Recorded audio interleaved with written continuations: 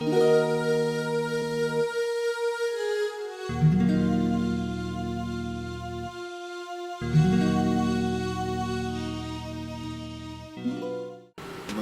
Hayes from Brooklyn, New York. I'm an audio engineer by trade, but right now I'm production manager at the Howard Theater.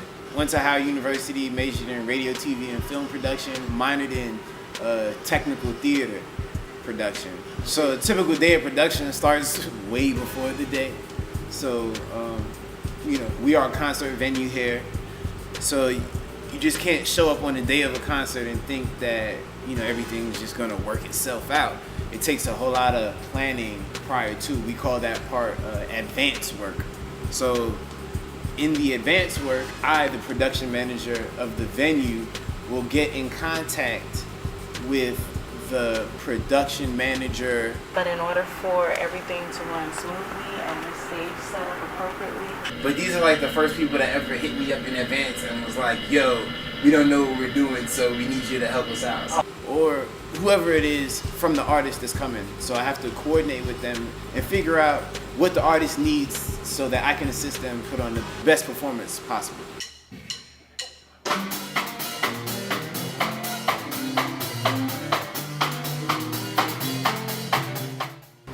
My name is Crescent Haynes. I'm from Dallas, Texas. Professionally, I'm a sound designer for theater, audio engineer for live concerts and events, and I do on-location and post-production for film and TV. Oh well, so here we stand. I didn't start doing sound until I came to DC and went to Howard University. I was a theater tech major, and I actually originally wanted to do set design. But my advisor at the time, as a tech major, you have to just take all of the technical classes. And so the first class that I took was sound and lights. And my experience there, I just kind of fell in love with sound from just the class and meeting Gary Drew and all of that stuff like that. Most of my life I wanted to go into law and law enforcement. I wanted to be a detective and all of that stuff. It was literally my junior year of high school where I had an epiphany, and it was this is complete opposite of your personality, going into law enforcement and arresting people, seeing dead bodies. It's complete opposite of who I am. Right. And so I took a test that'll help me figure out what I should major in. And so they gave me a list of things that I could or should major in, and I researched all of those. And the thing that stuck out the most was technical theater.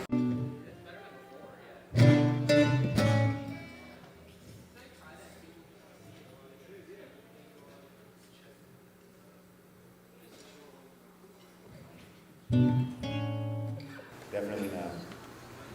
Why don't I get your vocal while you're standing there? Oh, she's still doing that? Okay. How about the flute?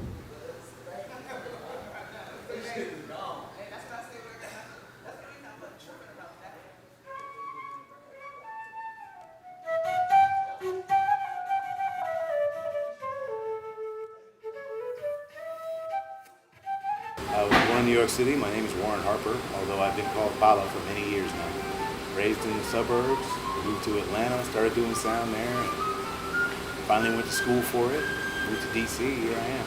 Yeah, I went there to go to school and dropped out freshman year and stayed. I made friends with all these people, and most of them were musicians.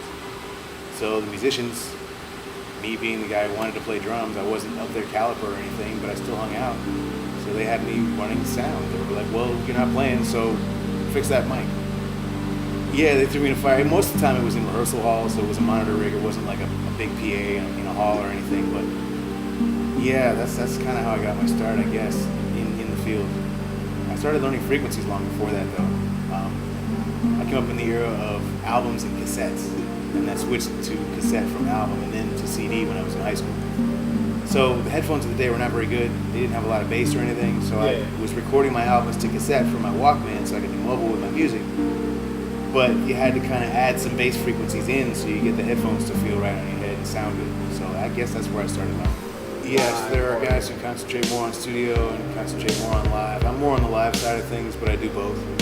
Most of us will do both. Some guys are only studio. And the studio makes a lot of sense. The controlled environment, it's actually easier to work in than live. But I like the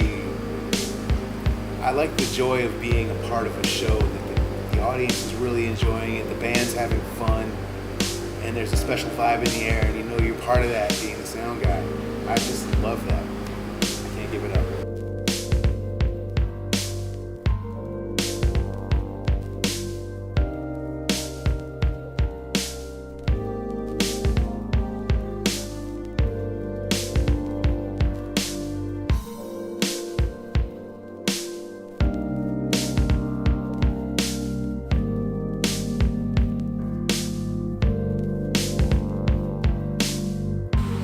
I can go on a day where I have 2 employees, or it might just be me, or days that I can have 7, 8, 9 people here on my staff. Yeah.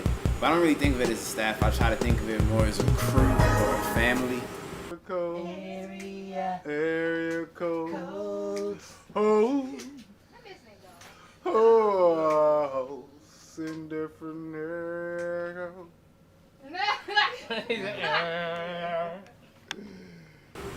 There's always people in trying to learn, trying to improve, trying to get better, trying to upgrade their craft, trying to upgrade their life. I was somebody that I did my first show as a college student struggling, and when I got that first one-day paycheck, I was like, bruh, all this, and all I did was push some cases? Cool. And I got to see what the actual, what a real show, the actual work that goes in to putting on a real show. I was hooked.